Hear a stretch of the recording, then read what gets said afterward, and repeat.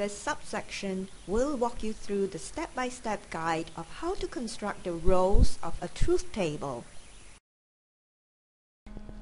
Let's start by tackling the rows first.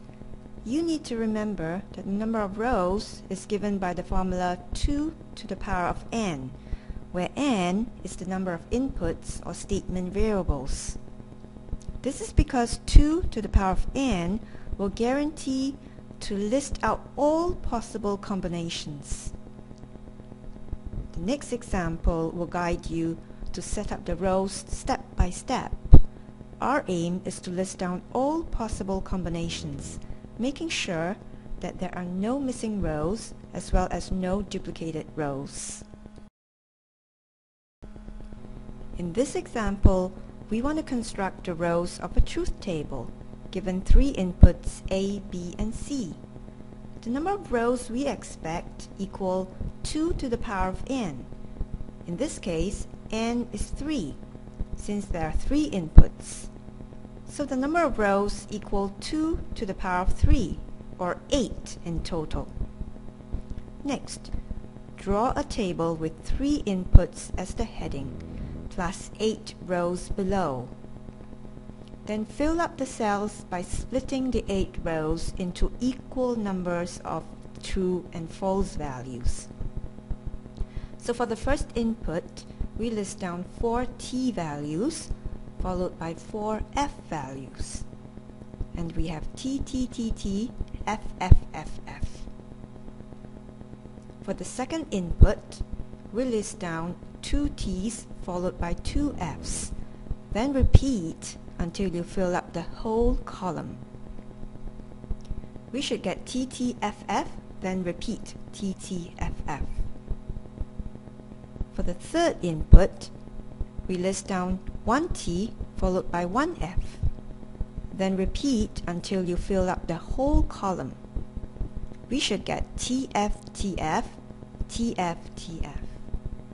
In short, for the first input, we took the total of 8 rows and divided by 2 to get 4 t's and 4 f's.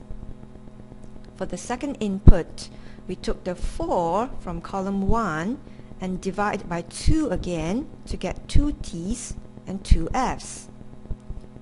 For the third input, we took the 2 from column 2 and divided by 2 again to get 1 t and 1 f. There are of course other ways to fill up the cells, but this method is safe in the sense that you will not miss out any rows and you will not duplicate any rows. In this exercise, we want to construct the rows of a truth table given 4 inputs P, Q, R, and S. The number of rows we expect is equal to 2 to the power of n. In this case, n is 4.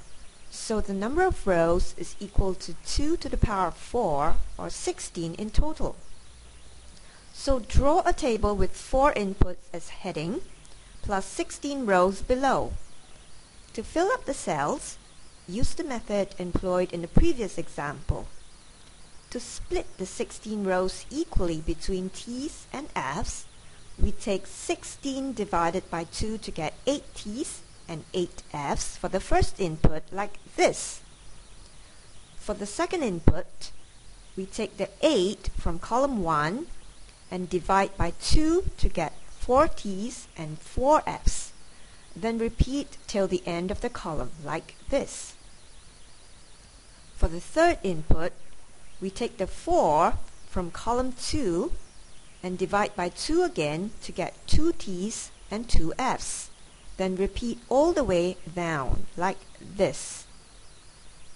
For the fourth input, we take the 2 from column 3 and divide by 2 to get 1 t and 1 f. Then repeat all the way down, like this. In summary, to construct a truth table simply means to provide a listing of all possible combinations of the inputs and outputs. When setting up the rows, use the formula 2 to the power of n to find the number of rows. Then fill up the cells using the 4x4, 2 by 2 and 1 by 1 method. The next two steps will be explained in the next subsection.